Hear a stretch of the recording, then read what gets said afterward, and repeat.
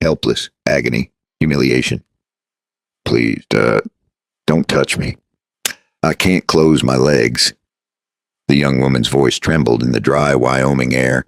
She lay twisted across the broken boards of a wagon in the middle of the prairie, her dress torn, her breathing shallow, her right leg bent at an angle no human body should ever hold. Dust clung to her skin. Blood had dried along her calf, and the tall grass around the wagon moved slowly under the evening wind. Whispering through the wide, empty valley of Medicine Bow, kneeling beside her was a man old enough to be her father. Broad shoulders, rough beard, hands as large as a blacksmith's. Those hands were gripping her leg. From a distance, anyone riding past would have believed the worst. And they would have been wrong. It looked exactly like a scene a town would never forgive. The girl tried to pull away, but the moment she moved, a scream tore out of her throat.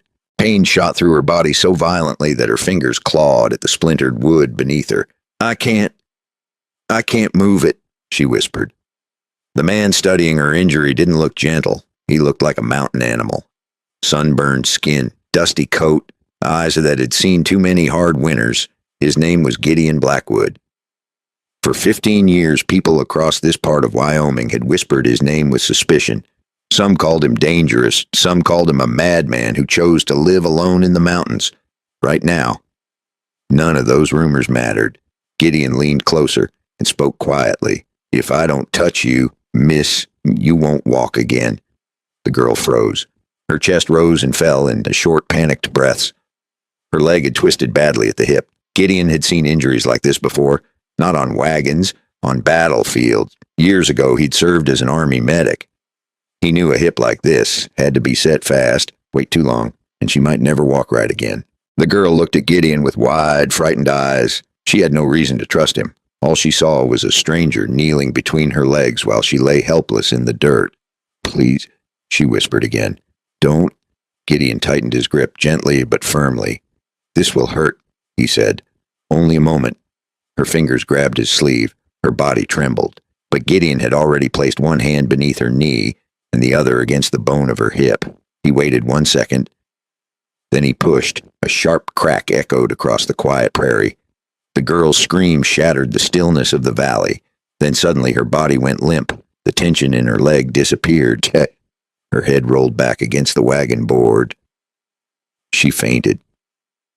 Gideon stayed still for a moment, breathing slowly. The joint had slipped back where it belonged. Carefully, he released her leg. The wind moved again through the tall grass. The prairie was silent, except for the distant cry of a hawk.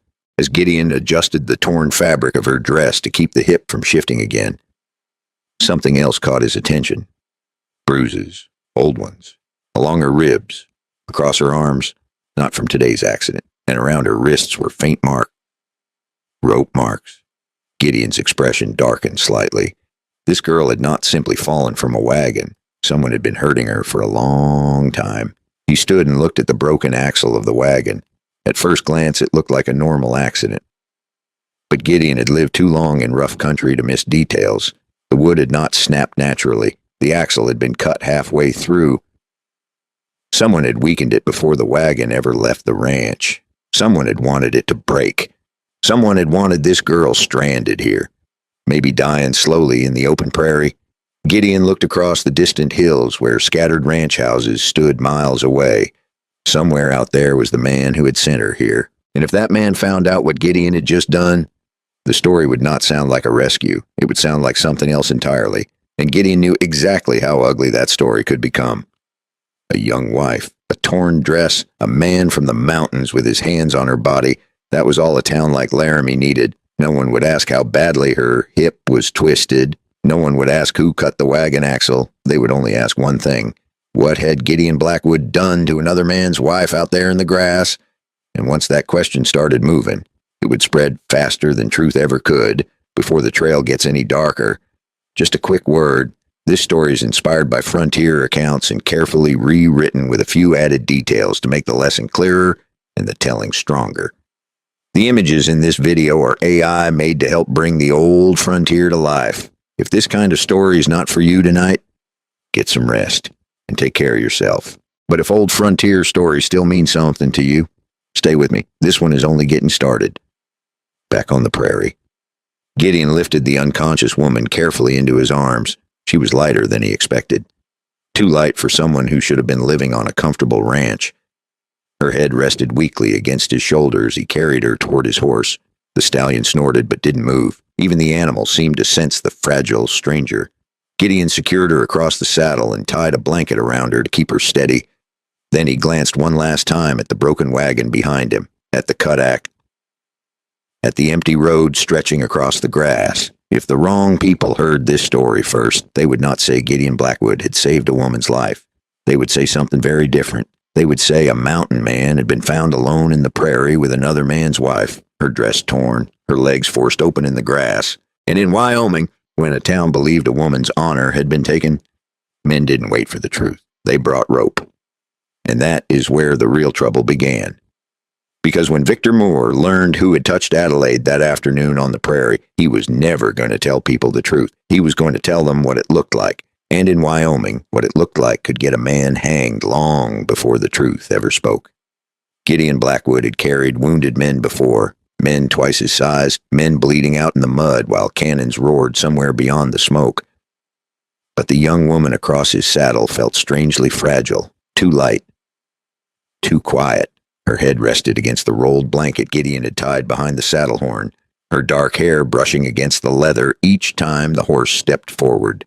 The stallion moved slowly along a narrow trail that climbed toward the low mountains west of Medicine Bow. Gideon kept one hand steady on the reins and the other resting lightly near the girl's shoulder to keep her from slipping. The sun had begun to sink. Evening shadows stretched across the prairie. He needed to reach his cabin before nightfall. The mountains could grow cold fast after sunset, even in summer. The girl stirred once as the horse climbed a rocky slope. A faint groan escaped her lips. Gideon slowed the horse immediately. Her eyes opened halfway. For a moment she looked confused. Then the memory rushed back. Her body stiffened. She tried to move. The pain stopped her. Her breath caught in her throat. Easy, Gideon said quietly. You'll tear the joint again if you fight it. The girl blinked slowly, trying to focus. She realized she was lying across a saddle. The stranger from the prairie was leading the horse. Her voice came out weak. Where are you taking me?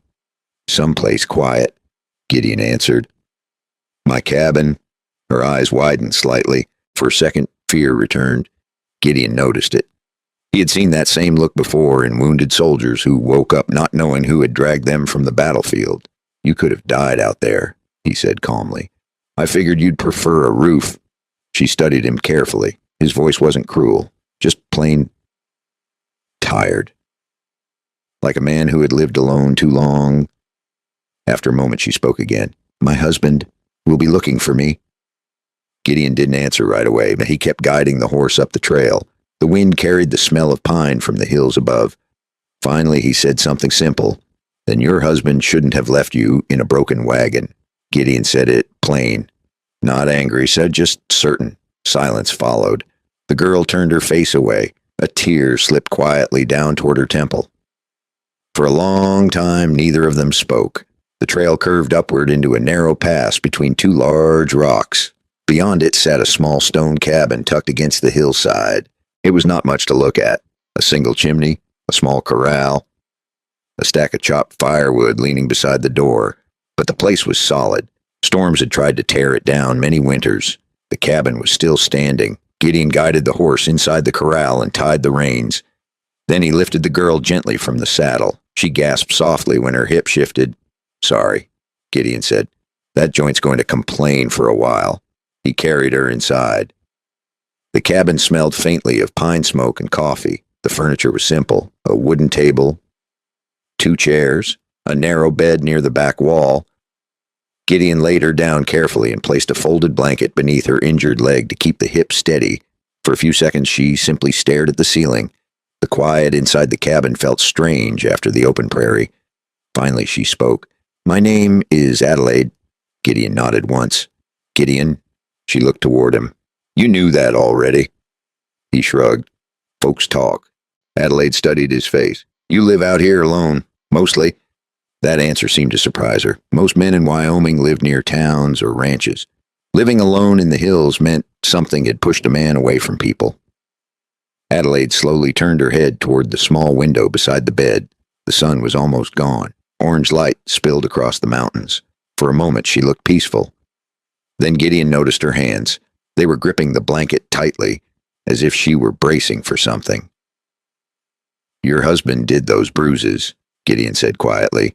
It was not really a question. Adelaide closed her eyes. For a few seconds she said nothing. Then her voice came out barely above a whisper. "He said I was ungrateful." Gideon leaned against the wall near the stove.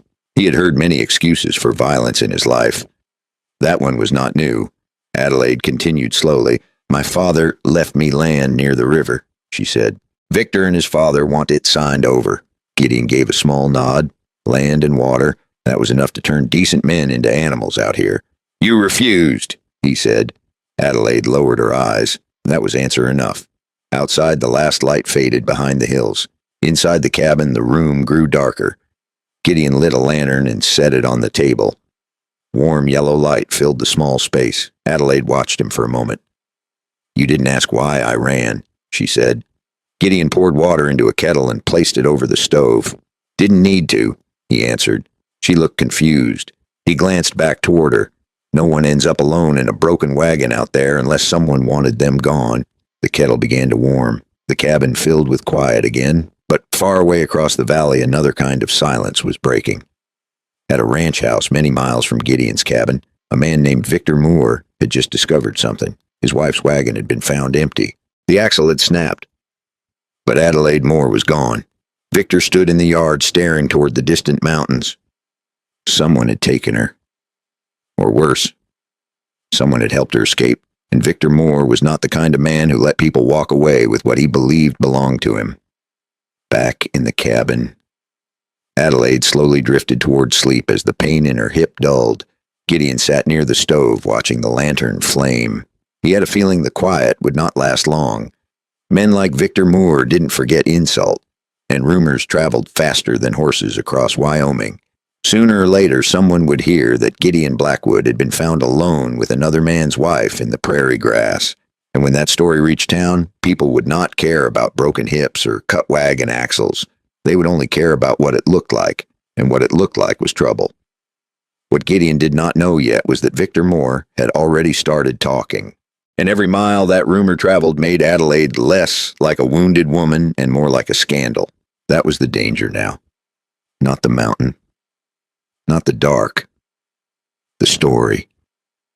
And before the trouble reaches that mountain, take one small moment for me. If you enjoy stories like this, subscribe to the channel so you don't miss the next one.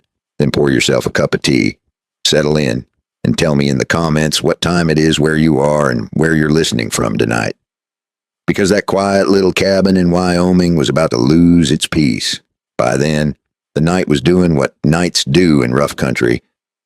It was carrying stories farther than men could ride. Some were already false. Some were only half true. But by sunrise, most of the valley would no longer be asking whether Adelaide Moore was hurt. They would be asking what kind of man Gideon Blackwood really was. The mountains grew quiet after Adelaide finally fell asleep. Not the peaceful kind of quiet. The kind that made a man listen.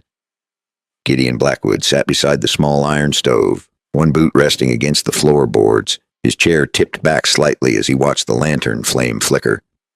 Outside, the Wyoming night had settled over the hills. Crickets had begun their steady rhythm. The wind moved through the pines above the cabin. Most men would have slept. Gideon didn't. Living alone in the mountains had taught him something simple. When trouble was coming, the night usually felt different. Tonight it did. He stood and stepped outside onto the small porch. The air was cooler now. The moon hung low over the dark prairie far below. From up here, a man could see miles of open land. Gideon rested his hands on the railing and studied the valley. Somewhere out there, a husband was already asking questions. Men like Victor Moore didn't wake up calm when their wife disappeared. They woke up angry, and angry men rarely rode alone. Inside the cabin, Adelaide stirred. The pain in her hip dragged her back toward consciousness. Her eyes opened slowly. For a moment, she didn't remember where she was. The wooden ceiling above her was unfamiliar. The lantern light was soft. Then the memory returned. The broken wagon, the prairie, the stranger kneeling beside her. Her breath caught for a moment, but the pain in her hip was different now. still sore, still tight, but not the unbearable twisting agony she had felt earlier. She shifted slightly. The joint held. Her eyes widened a little. He had fixed it. It still hurt badly, but it was no longer the kind of pain that trapped a person in the dirt. Adelaide slowly turned her head. Gideon was not in the room. For a brief moment, fear crept back into her chest. Then she heard the creak of the porch outside, footsteps, slow, heavy. The door opened quietly. Gideon stepped back inside. He noticed her watching him. "You stayed awake," he said. She hesitated before answering. "I thought maybe I was dreaming." Gideon poured a little water from the kettle into a tin cup and handed it to her. She took it carefully. Her hands trembled slightly. "Thank you," she said. Gideon gave a small nod and sat down again near the stove. The silence between them lasted a few seconds. Adelaide studied the room again. Simple walls, neatly stacked firewood, a rifle resting above the door. Everything about the place felt steady, solid, nothing like the house she'd left behind. "You really live here alone?" she said quietly. "Most days." She watched him for a moment. "Don't you ever get lonely?" Gideon shrugged slightly. "Lonely is quieter than trouble." That answer made Adelaide almost smile. Almost. Then the thought of home returned. Her expression darkened. "They'll come looking for me," she said. Gideon didn't answer right away. Instead, he leaned forward slightly, elbows resting on his knees. "Your husband runs the Moore Ranch downriver," he said. Adelaide looked surprised. "Do you know him?" "I know the name. That name had weight in this part of Wyoming. Ranches depended on water, and Hiram Moore controlled more water rights than most men around here like to admit." Adelaide stared down at the cup in her hands. "My father trusted them," she said softly. "He thought they were honorable men." Gideon looked toward the door. A faint humor crossed his face. "Trust can be expensive out here." Adelaide took a slow breath. Then she spoke again. "They locked me in the cellar last winter." Gideon's eyes shifted back toward her. She kept talking, quiet, almost numb. "They said I needed time to think about signing the land over." Her fingers tightened around the tin cup. "I didn't sign." The lantern flame flickered between them. Gideon had heard enough stories like this to understand the rest. Land, water, power. Men had done worse things for less. "You were never supposed to leave that wagon alive," Gideon said calmly. Adelaide nodded once. Tears gathered in her eyes, but she held them back. "I know." The cabin fell quiet again. Outside, somewhere in the distance, a coyote howled across the dark hills. Gideon stood and walked toward the small window. The valley below was mostly black now, but far away on the prairie a faint glow caught his eye. At first he thought it was moonlight reflecting off something, then the light moved, slow, steady. Lanterns, more than one. Gideon's jaw tightened slightly. He counted them. 1, 2, 3. 4 riders at least. Maybe more behind them, riding straight toward the mountains. Adelaide noticed the change in his posture. "What is it?" she asked quietly. Gideon kept his eyes on the moving lights in the distance. They didn't waste much time. Her voice grew tense. "Who?" Gideon turned back toward her. "Your husband found the wagon?" Adelaide's face went pale. Gideon walked to the door and picked up the rifle resting above it. Not in a hurry, just steady. He checked the chamber with the calm habit of a man who had done this 1,000 times. Then he looked back at Adelaide. "Looks like Victor Moore brought friends." The lanterns in the valley were climbing the trail now, and if those riders believed the story, Victor Moore was already spreading across the county. They were not coming up this mountain to talk. They were coming for a man the town already suspected. A mountain man found alone with another man's wife in the prairie grass, and by the time those riders reached the cabin, one question was going to decide what happened next. Would Adelaide Moore tell the truth about the man who saved her life? Or would fear keep her silent long enough for a rope to find Gideon Blackwood first? The lantern's gamons kept moving up the mountain trail. Slow, steady. Too steady for men who were simply passing through. Gideon Blackwood stood beside the cabin door with the rifle resting loosely in his hands, watching the faint lights climb higher through the dark valley. He had seen this kind of thing before. A group of riders traveling together at night usually meant one of two things. Someone had died, or someone was about to, behind him. Adelaide shifted slightly on the bed. The movement sent a sharp ache through her hip, and she drew in a quiet breath. Gideon heard it. "Stay still," he said calmly. "They'll be close enough soon without you making that joint worse." Adelaide pushed herself up a little anyway, using her arms to brace against the wooden headboard. Her face had gone pale again. "How many?" she asked. Gideon glanced once more through the window. "4 I can see." He paused. "Maybe more behind them?" Adelaide swallowed. She already knew who those riders were. Victor Moore never came looking alone when he believed something had been taken from him, and Victor Moore believed a great many things belonged to him. Gideon stepped outside again and leaned against the porch railing, studying the trail below. The lantern lights were closer now, close enough that he could hear the faint rhythm of hooves on stone. Behind him, the cabin door creaked softly as Adelaide slowly slid her legs off the bed. The moment her injured hip took weight, she gasped. The pain was sharp but different now.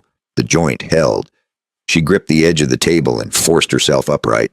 Gideon turned when he heard the chair scrape across the floor. He stepped back inside. "You should be lying down," he said. Adelaide shook her head. "If they see me hiding in your bed, they won't listen to anything I say." That was true. Men like Victor Moore didn't arrive with patience. They arrived with conclusions already made. Gideon studied her for a second. Then he nodded once. "Then stand near the door." She limped slowly across the cabin, every step careful. By the time she reached the door frame, sweat had broken across her forehead. The injury made her movement stiff, but she stayed on her feet. Outside, the riders were reaching the lower bend of the trail now. Their lantern light flickered across the rocks. Gideon stepped onto the porch again. He didn't raise the rifle. He simply waited. The riders came into view a minute later, 4 men, their horses breathing hard from the climb. At the front rode Victor Moore. Even in the lantern light, Gideon could see the anger in the man's posture. Victor pulled his horse to a stop 10 yards from the porch. The other riders spread out slightly behind him. Nobody spoke at first. The night air held the tension like a drawn wire. Victor looked at Gideon with cold eyes. Then his gaze shifted past him toward the cabin door. "You hiding my wife in there, Blackwood?" he asked. His voice carried the smooth confidence of a man used to being obeyed. Gideon rested one shoulder against the porch post. "Your wife isn't hiding." Victor's eyes narrowed. "Then bring her out." Gideon didn't move. Behind him, the cabin door opened slowly. Adelaide stepped into the lantern light. Victor's expression flickered for a split second. Surprise, then anger rushed back twice as strong. "Adelaide," he said sharply, "what in God's name are you doing up here with him?" Adelaide gripped the door frame to steady herself. Her voice came out quiet but clear. "He saved my life," Victor laughed, a short, bitter sound. "That's not the story I heard." One of the other riders shifted in his saddle. Men in small Wyoming towns didn't ignore rumors about another man's wife, and the story spreading through the valley already sounded ugly. Victor leaned slightly forward in the saddle. "We found the wagon," he said. "Broken axle, empty road, my wife gone." His eyes moved slowly from Adelaide to Gideon. "And then someone rides into town saying they saw Gideon Blackwood kneeling between her legs in the grass." The other riders shifted again. That picture alone was enough to make tempers rise in a place like this. Adelaide's face flushed with anger. "He was fixing my hip," she said. "I was hurt." Victor shook his head slowly. "You expect these men to believe that—" He gestured toward the riders behind him. "They saw the wagon, too." Gideon spoke for the first time since the riders arrived. "The axle was cut," he said calmly. Victor's smile faded slightly. "What was that, the wagon axle?" Gideon repeated. "It didn't break. Someone cut it first." Gideon's eyes stayed on Victor. Both men knew he was telling the truth. For a moment, the night grew very quiet. Victor stared at him. Then he chuckled softly. "That's quite a story." He looked back at the other riders. "You hear that, boys? Now Gideon's the victim. Is he—" One of the men shifted in his saddle again. Even he seemed uncertain now. Adelaide took a step forward despite the pain in her hip. "My husband left me there," she said. Victor's head snapped back toward her. "You should be careful what you say." His voice had changed now, colder. more dangerous. Adelaide met his eyes. You locked me in the cellar all winter, she said. You beat me when I refused to sign the land papers. The riders behind Victor exchanged uneasy glances. Those were accusations that could not be laughed off so easily. Victor's jaw tightened. Then he slowly reached down and rested his hand on the grip of his revolver. The movement was small, but Gideon saw it immediately. The mountain man straightened slightly on the porch. His rifle lifted just enough to make the message clear. Nobody had fired a shot yet, but the night had turned thin and sharp. Victor looked from Gideon to Adelaide again. Then he smiled. You still spent the night in another man's cabin. That was all he needed to say. Because in places like this, a lie that sounded shameful could outrun the truth before sunrise, and that was the part Adelaide understood with sickening clarity. Victor did not need to prove anything tonight. He only needed to stain her name and Gideon's together long enough for decent men to start acting like fools. Once that happened, ropes came easier than questions. She was standing there on one good leg, hurting, shaken, and suddenly realizing that Gideon had not only saved her life, he had just stepped into the ruin meant for her. Victor's hand stayed near his revolver. He did not draw. He did not need to. The threat was already there in his voice, in his smile, in the way the other riders watched and waited. Gideon stood on the porch without moving. His rifle stayed low, but no one there doubted he was ready. Then Victor laughed softly. I rode all the way up here thinking I'd find a fight, he said, but maybe I won't need one. One of the men behind him shifted in the saddle. Victor, he said carefully, maybe we should hear the woman out. Victor didn't even look at him. Instead, he kept his eyes on Gideon. You think that matters? He said. Town already knows what happened. That sentence landed harder than any threat. Adelaide felt the air leave her lungs. What do you mean the town knows? She asked. Victor smiled again. Broken wagon. Missing wife. Mountain man living alone in the hills. He shrugged slowly. Stories travel fast. Gideon understood exactly what Victor was doing. He had shaped the story before riding up the mountain. Adelaide gripped the doorframe tighter. You told them he hurt me, she said. Victor gave a small shrug. I told them what it looked like. That was enough in a place like Laramie. A shameful rumor could do the rest on its own. Adelaide's face flushed with anger. He was fixing my hip, she said again. Victor looked at her like she had said something childish. That's your story. Gideon spoke calmly from the porch. The axle was cut. Victor rolled his eyes slightly. You already said that. Gideon didn't raise his voice. Someone wanted that wagon to break. Victor's smile disappeared completely now. For the first time, the conversation had moved somewhere he didn't like. He leaned forward slightly in the saddle. You got proof of that. Gideon didn't answer. He didn't need to. Everyone there understood the truth of the situation. Proof didn't matter tonight. Victor straightened again and looked back toward the other riders. Then he shrugged casually. Doesn't really change much anyway. He looked directly at Adelaide again. You still spent the night up here? No one answered him. But Gideon could feel the riders leaning the wrong way. In a place like this, that was danger enough. Adelaide took another careful step forward despite the pain in her hip. You left me there, she said. Victor's eyes flashed. I told you to stay in the wagon. It was broken, she replied. You broke it. Victor's jaw tightened. The men behind him exchanged another uneasy glance. That was not the story Victor had told in town. Gideon noticed that. He also noticed something else. One of the riders behind Victor looked particularly uncomfortable. Older than the others, gray beard, weathered face. The man shifted in his saddle again before finally speaking. Victor, he said slowly, you didn't mention nothing about cutting the wagon axle. Victor turned sharply toward him. You calling me a liar? Hank. Hank lifted both hands slightly. I'm just saying the woman looks like she's been through something. Victor laughed harshly. Oh, she has. He pointed toward Gideon with his chin. Spent the whole evening with our friend Blackwood. Adelaide felt anger rising inside her chest, stronger than the pain in her hip. You locked me in the cellar for weeks, she said loudly. You beat me when I refused to sign the land papers. This time the silence that followed was heavier. Even Victor's smile faded for a moment. The riders behind him shifted again. Nobody liked hearing about a man beating his wife, even in rough country. Victor recovered quickly. His voice grew colder. You sound confused. Adelaide stared at him. You tried to kill me. Victor leaned back in the saddle slowly. Careful now. Then he looked back toward Gideon again. You see what you've done. He gestured toward Adelaide. You filled her head with stories. Gideon said nothing. He had learned long ago that men like Victor Moore didn't lose control easily.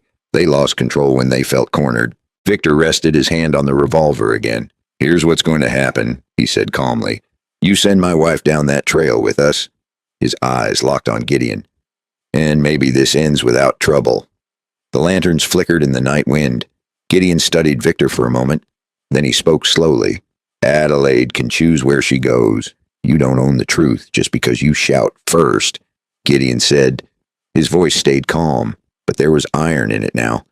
Victor laughed again. That cold laugh returned. You still don't understand how things work around here. He leaned slightly forward in the saddle. She's my wife. Then his voice dropped into something darker.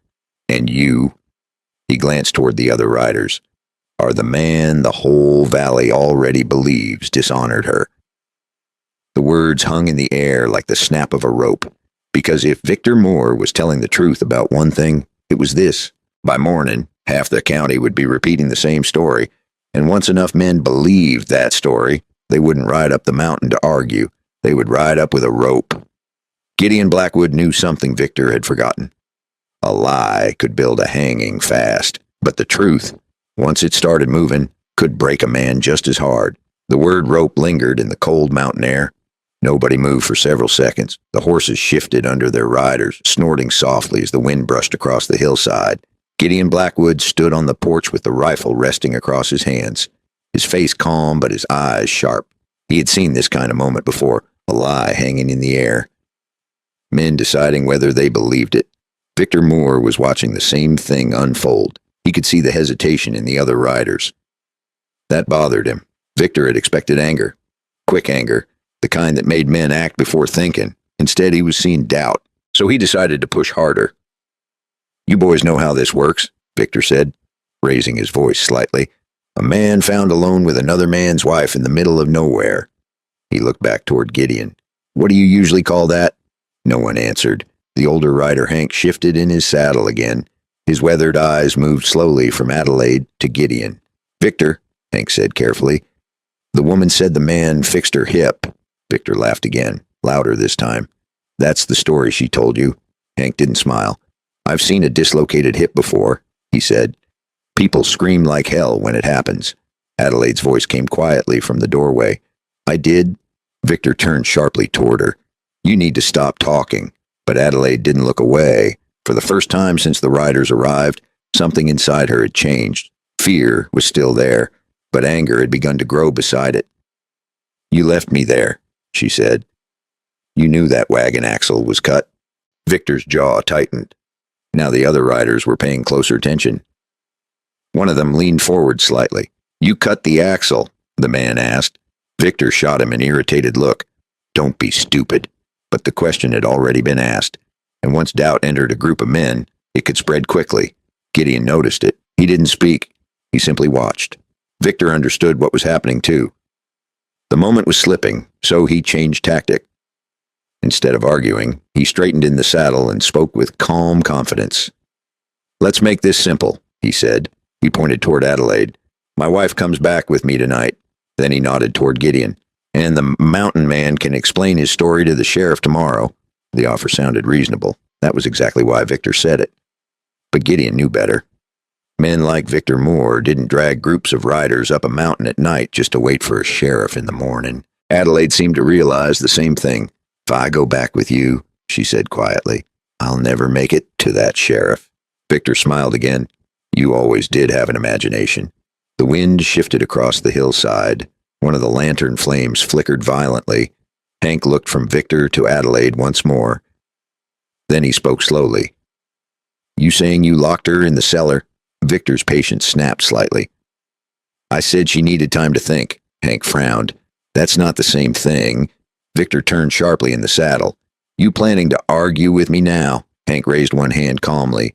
I'm just asking questions. The tension between the riders thickened. Gideon could see something important happening.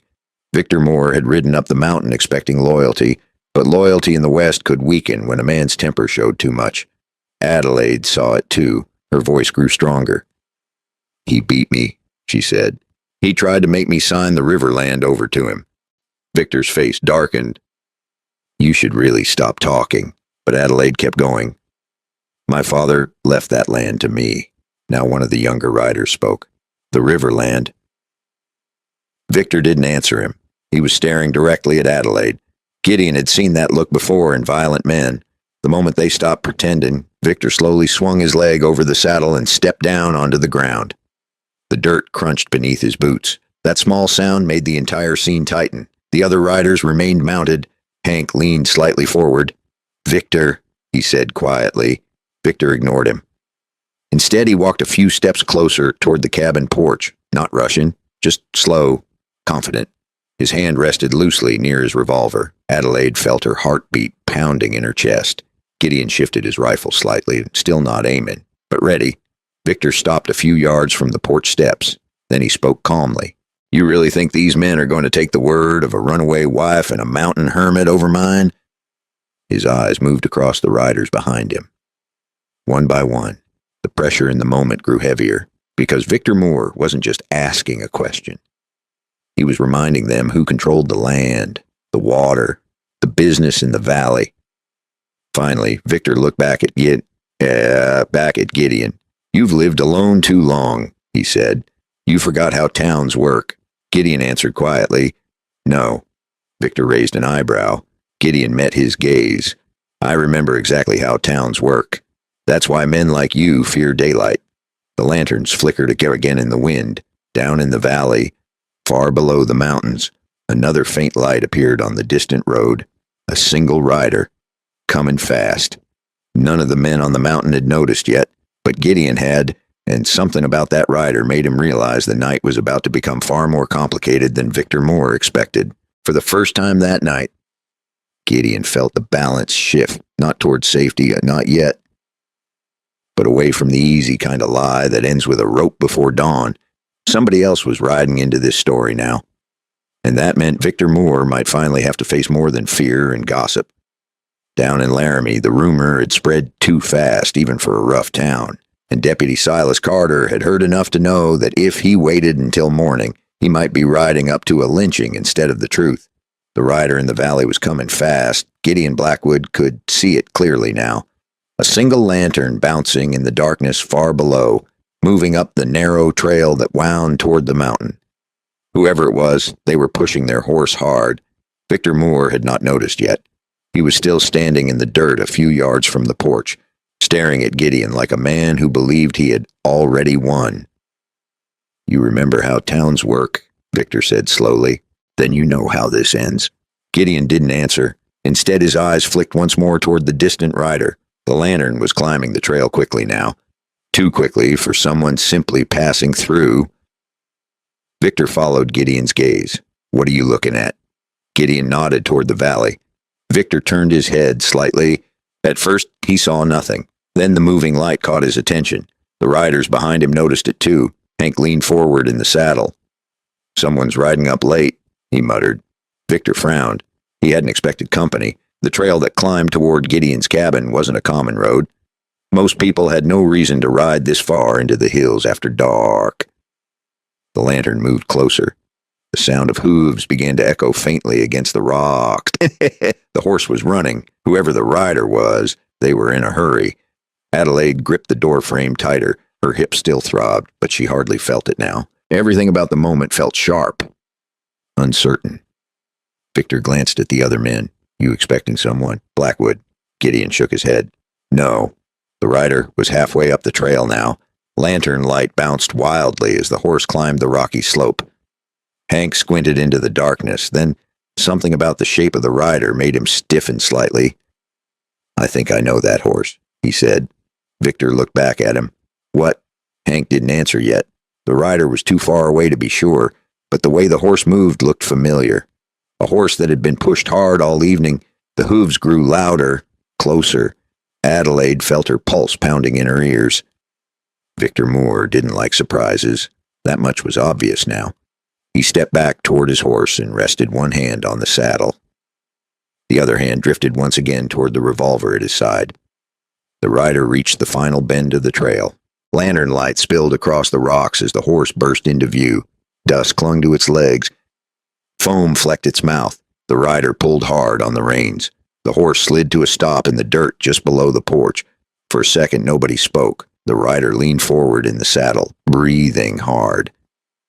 Then he lifted the lantern. The light fell across his face. Hank let out a low breath. "Well, I'll be damned." Victor's eyes narrowed. "Who is it?" Hank answered quietly. "That's Silas." Victor's expression changed instantly. Silas Carter was the deputy sheriff in Laramie, and deputies didn't usually ride into the mountains alone at night unless something serious had happened. Silas swung down from the saddle, boots hitting the ground hard. His coat was dusty, his face tired. He looked like a man who had ridden straight through the evening without stopping. Silas glanced quickly at the group of riders. Then his eyes landed on Gideon. "Blackwood." His voice carried the steady tone of a lawman used to walking into tense situations. Victor stepped forward slightly. "Deputy?" Silas looked at him briefly. "I heard you were riding up this way." Victor folded his arms. "You here to stop me from collecting my wife?" Silas looked toward Adelaide standing in the doorway. His eyes lingered on the bruises across her arms. Then he looked back at Victor. "I heard some other things, too." Victor's jaw tightened. "Oh." Silas nodded slowly. "Word reached town about that wagon." Adelaide held her breath. Victor forced a calm smile. "Yeah, terrible accident." Silas shook his head slightly. "That's not what the man who examined it said." The silence that followed felt heavy. Victor's eyes narrowed. "What man?" Silas answered calmly. "The blacksmith. He said the axle wasn't broken." Silas paused. "It was cut." Hank shifted in his saddle again. Now all the riders were looking toward Victor. Victor's smile had disappeared completely. "You rode all the way up here to tell us that?" he asked. Silas studied him for a moment. Then he spoke quietly. "No." His eyes moved toward Gideon. "There's more." Gideon remained still on the porch. Silas continued. "The blacksmith also said something else." Victor's hand tightened slowly on the saddle. "What?" Silas looked directly at him now.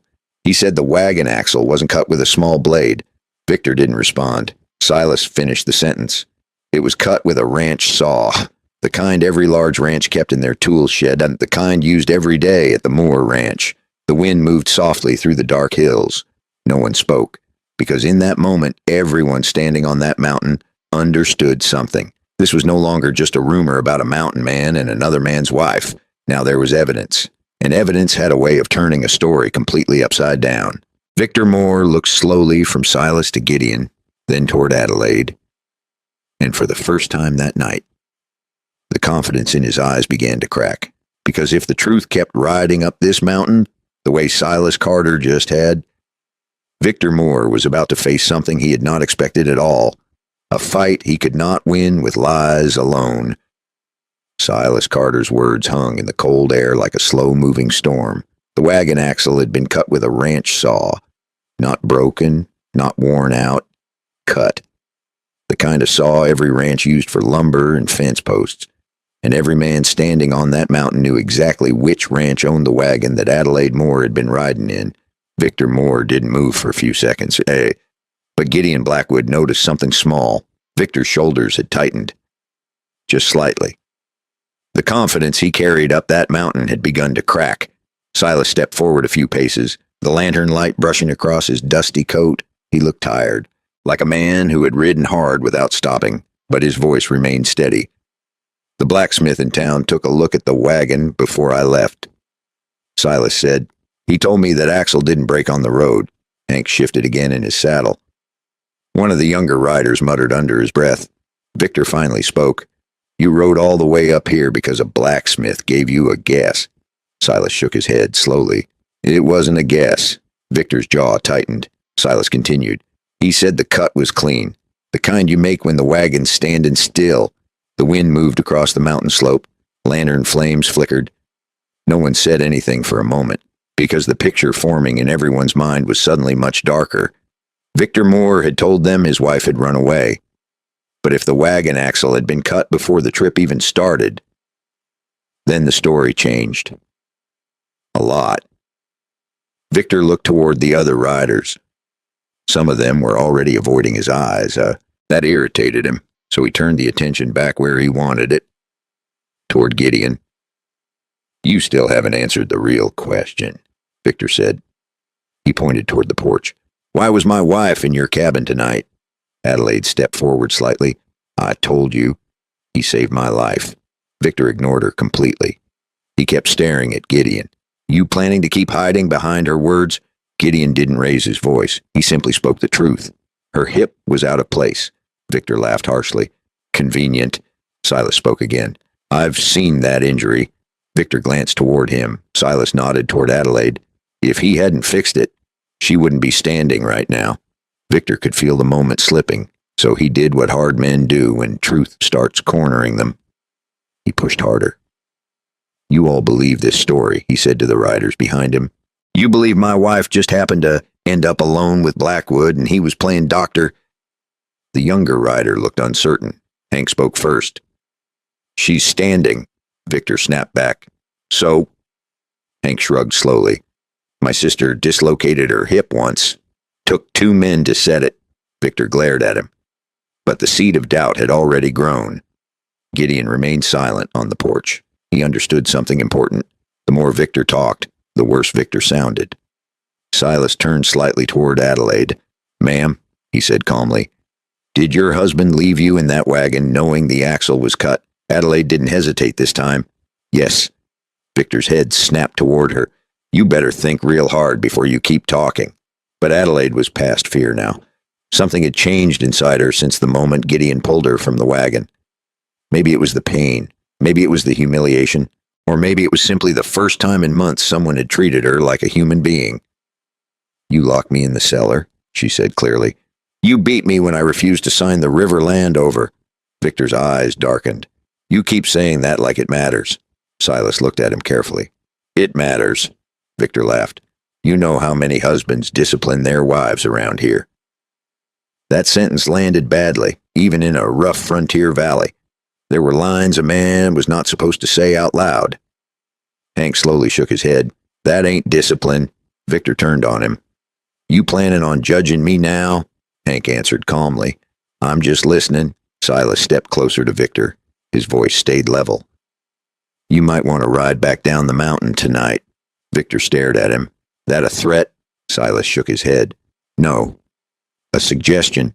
Victor's hand drifted again toward his revolver. The lantern light caught the metal for a moment. Gideon's rifle lifted slightly on the porch, not aiming. Just enough. Everyone there noticed. The mountain air grew tight again. Victor looked slowly from Silas to Gideon, then to Adelaide. For the first time that night, the situation had shifted away from him. And Victor Moore didn't like losing control, so he did something dangerous. He smiled, slow, cold. Then he spoke quietly. You think this is over? No one answered. Victor climbed back onto his horse. The leather saddle creaked softly. He gathered the reins and looked down at Adelaide one last time. You can stay up here tonight, he said. His voice carried a strange calm now. But tomorrow morning the whole valley will hear the story. His eyes moved to Gideon. And when enough men believe a story, they don't wait for deputies. He turned the horse slowly. The other riders hesitated for a moment. Then, one by one, they followed him down the trail. Lanterns began to drift away into the darkness. Silas remained standing near the porch, watching them disappear. The mountain grew quiet again. Adelaide let out a slow breath she hadn't realized she was holding. Gideon lowered the rifle. Silas rubbed the back of his neck. That man ain't finished, he said. Gideon nodded. No. Down in the valley, the lantern lights were already spreading apart along different trails, different directions, different ranches, different towns. And if Victor Moore kept his promise, by sunrise half the county would believe the same ugly story. A mountain man, another man's wife, and a night alone in the hills, which meant the real trouble was not the riders who had just left. The real trouble would arrive tomorrow, with far more men and far more rope. The lantern lights slowly disappeared into the valley. One by one they faded behind the hills until the mountain was quiet again. Gideon Blackwood stood on the porch for a long moment. Looking down the dark trail where Victor Moore and the others had ridden away, he knew something simple. The danger had not passed. It had only begun. By morning, Silas would ride back to Laramie with more than rumor.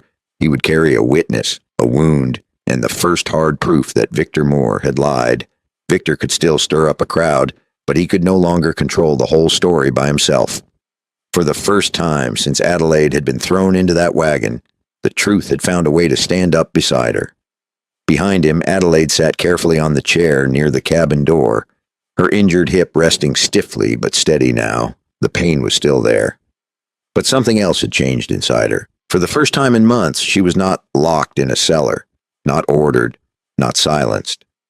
The night air moved softly through the pines above the cabin. Deputy Silas Carter leaned against the railing and looked toward Gideon. "You did the right thing fixing that hip," he said. Gideon gave a small shrug. "Seemed like the only thing to do." Silas nodded. Funny thing about the right thing, sometimes it costs more than the wrong one. And if there is something this story shows us, it is exactly that. Doing the right thing does not always make life easier. Sometimes it puts you right in the middle of trouble. Gideon Blackwood could have ridden past that broken wagon.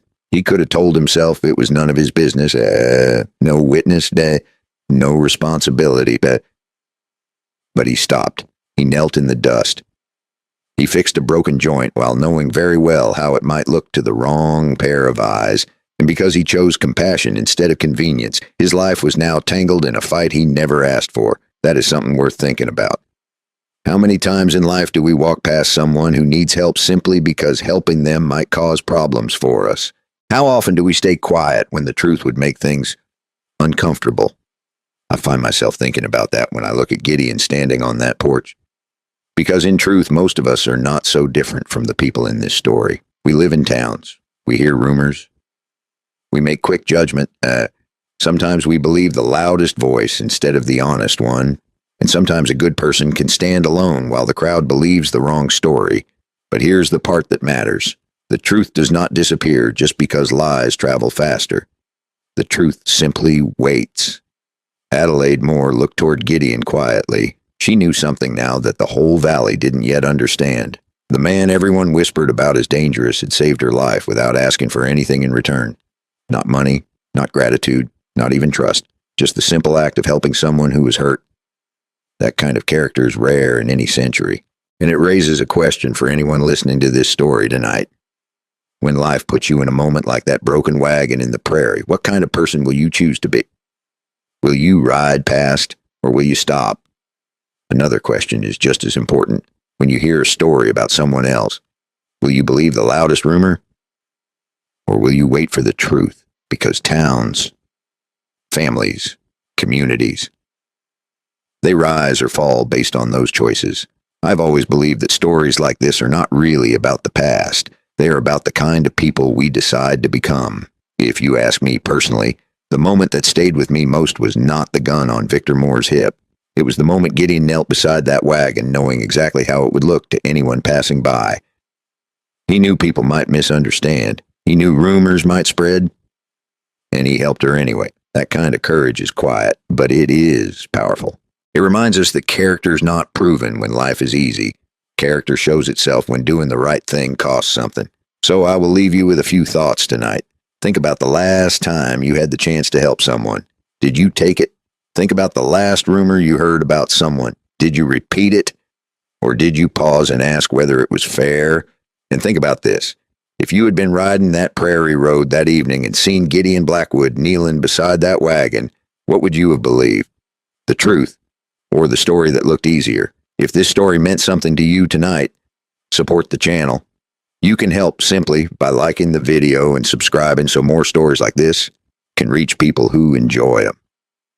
Every small action helps keep these stories alive. And if you feel like sharing something personal, tell me in the comments. What lesson from this story stayed with you the most? Because sometimes the best part of a story is not the ending. It is the reflection it leaves behind. The mountains around Gideon's cabin would grow quiet again by morning. But the choices made that night would travel much farther than those riders ever expected. Because sometimes the smallest moment of courage can change the story of an entire town. And maybe even the story of our own lives.